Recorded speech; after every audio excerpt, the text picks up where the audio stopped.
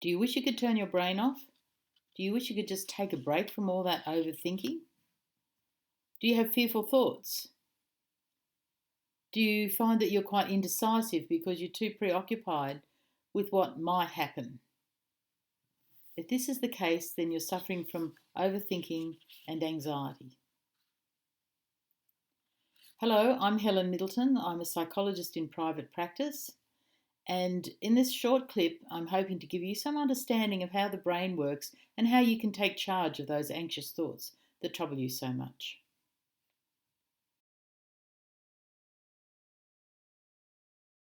What is normal anxiety? Okay, it's important to really understand that everybody has anxious thoughts. You can't walk out of the front door of your house with having some anxious thoughts. But anxious thoughts protect us. They stop us from backing down the driveway without hitting something, or they stop us from walking out onto the highway and without looking left and right, we might get hit by something. Our brain goes, what if, what if, what if? Constantly, all day long, our brain protects us from doing things that might harm us. So anxiety is our biggest friend. The trouble is, when you're anxious, you tend to dwell on those anxious thoughts and listen to them far too much. So it really helps if you understand how the brain works, so that, because once you can see what's happening in your brain, then you'll be able to understand why it's important to take charge of anxious thought.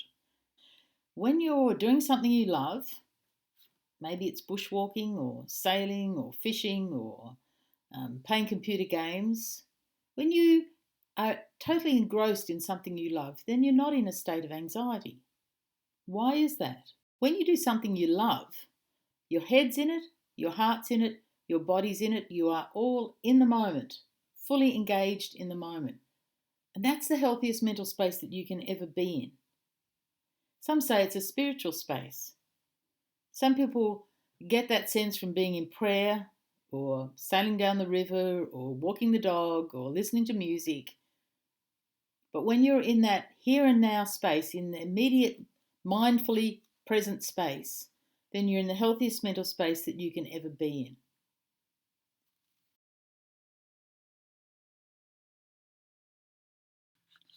As the blood flows up the brainstem, it turns on all these little electrical impulses, and the neurons are set to fire. So we form neural pathways as those neurons fire together. And remember, the only data that goes into our body is sight, sound, touch, taste, and smell. It's our sense data. So the little baby learns that the silver thing in the corner over there is a tap. And they learn that through sight, sound, touch, taste, and smell. They develop all these neural pathways. From the time you were born, you have trillions of neural pathways developed in your head. They're all there and they're all connected. But when we live in our brain, we might as well sit on the internet and surf the internet. It's the same kind of thing. Our brain, or the computer, was modelled off the brain initially because our brain has all this network of neural pathways that we can draw on. And our brain does that for us. It brings forward any information that it thinks we want. So when we go down particular pathways over and over again, those pathways developed into thick neural pathways that can be seen under MRI. Now we develop automatic pathways that are really helpful. We automatically look left and right before we cross the road. We automatically hesitate before we go putting our finger under a tap that could have been on hot or cold. We hesitate to go down a dark alleyway at 2 o'clock in the morning because what if? Okay. So these automatic pathways kick in very, very quickly. Go down as quick. You don't have to think about how you clean your teeth every night. You just go and do it. The first time you got on a two-wheeler bike, you were as wobbly as hell. But then, by the time you've been on that bike about 50 times, you didn't have to think about where you put your feet or your hands or what you did. It was automatic. So those automatic pathways are really, really helpful. Now, trouble is, we also have automatic pathways that are negative. So if you've been constantly saying to yourself since you were quite little, what if I'm not good enough? Or what if I never get it right? Or what if nobody loves me or nobody likes me?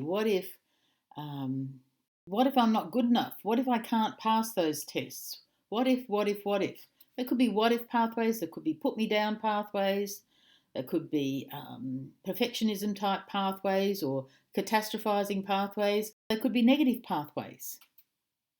It's really important to know those pathways that your brain slips down so easily. Just like the automatic ones that you go clean your teeth, you need to know the negative ones that drag you down, the ones that drag you into anxious thinking. It happens very quickly. Remember, the neurons fire very, very quickly. And when the brain gets hold of something that you have interest in, that's where it goes. If you say, I want to clean my teeth, off you go, clean your teeth. If it goes, I want to do the anxious pathway, or the what if I'm not good enough pathway, if the brain goes, okay, well, if that's not, this will be true and that'll be true. And then, and before you know it, you're at the end of that corridor, the end of that neural pathway, feeling absolutely miserable. So it's really important to know what those pathways are. You can't change them if you don't know what they are. You need to become very familiar with them and identify them, write them down. Because every time they pop up, you need to say, brain, not doing that, not going there. This is what I want to do. I want to do it this way. I want to be this way. I want to act this way. This is what I want. Now, therein lies a bit of a problem because we've always been told not to think about what you want, to think about what everybody else wants. So, that's one you've got to get over. You've got to push that one aside a bit and become, give yourself permission to know what it is you want and how you want to do things. Because the minute you say, this is what I want, the brain will go, okay, let's do it. If you say, I want to visit my friend around the corner, the brain will go, okay, out you go, left, right, left, right, left, right, around the corner. If you say to your brain, I want to make a magnificent cake for the family tonight, the brain will go, okay, well, you better go and get your recipe book and your mixer and your ingredients and know what you're doing, okay? If you say to your brain, I want to get that tax return in on time tonight because otherwise I'm going to be fined, the brain will go, okay, well, you better go and get your tax file numbers and your previous return and then et cetera, and it'll lead you through it. The brain loves to take direction, but we don't give it direction. Instead, what we do is we look at what's going on in our brain and go, oh, why am I thinking that? Ew, eek, that's awful. That's terrible that I'm thinking that. And we make ourselves really anxious because we think that particular thought that flashes through our head is important. But that's not the way our brain works. This part of the brain processes information, click, click, click, click, click, click, click, links it all together. And if we live in that brain, we can end up in some very funny places. I can look at the red clock in this room and I can think of the play school clock. I can think of my daughter as a toddler and that she used to wear this little jacket that was knitted by the mother-in-law and that the mother-in-law was in a nursing home at the time. And there was a lady next to her in the nursing home that snored and wore these funny little purple socket things with pink pom-poms. And I think, why am I thinking pink pom-poms? Pink pom-poms have got no relevance in my life at all. How did I get there? How did my brain get there? But the neurons fire. They connect logically, rationally, memories, classifications, similarities, all connecting. Boom, boom, boom, boom, boom. So for us to place meaning on pink pom-poms would be ridiculous. Imagine saying, oh, what if it's an omen? What if I should be thinking about, maybe I should be making some more pink pom-poms? I mean, you end up in crazy land, okay? So understand that the brain works in a very rational, robotic sort of fashion, connecting data up all the time. That's all it is. That's what its job is. So if I say the word cats to you, your brain will bring forward all the information about cats that it thinks could be relevant. If I put dogs into the keyword search on the computer, the internet will bring forward. It all works the same kind of way. So instead of living your head, you might as well just sit on the computer and surf the net all night. So what I'm challenging you to do is to get out of this idea of that this is the most important part of you and that you have to take notice of everything that's going on in your head and shift to a more emotionally directed place where you tell your brain what you want, how you want to be, how you want to do things. That's a huge philosophical shift because we've been brought up to think, go to school, learn, problem solve, be smart, be brainy, um, think about it carefully, do it sensibly. You are your brain. That's the most important. We're kind of brainwashed into that. And it's not true, because the cognitive part of your brain is only one small part of you. Okay, you have a brain, you have an emotional sense, you have a physical sense, you have a spiritual sense. When you're in the moment, you're in the healthiest mental space you can ever be in. Now, some people get that from prayer, some people get it from sailing down the river, some people get it getting stuck into their work. Doesn't matter what you do, but if you do things mindfully and you do things in the moment, then you're in a healthy mental space. It's only when you go into that looking at your brain and reacting anxiously to what goes on in your brain, that's what puts you into a state of anxiety. And that is controllable. If you're feeling uneasy, if you're feeling uncomfortable, take a few big deep breaths and say to yourself, what's my brain doing? Where's it gone? Oh yeah, it's gone down those habitual automatic pathways. It's gone down the I'm not good enough, or um, what if this happens, or what if that happens? Okay, so be quiet, brain. We're not doing that. We're doing something else. And the minute you say to your brain, I want to do something else, wow, straight away, yes sir, let's get to it. You try it, okay? Try taking charge of your brain and making it do something else. And I don't mean just vaguely think about something else. I mean actually make your brain work to do something else. For instance, the difference is, if I say to you, recite the alphabet backwards, just the last four letters, you go Z, Y, X, W. To work that out, to do that, you have to actually engage your brain and make it do some work. Now, when your brain is engaged and doing some work, it cannot be making anxious thought. So the anxiety will subside and go away.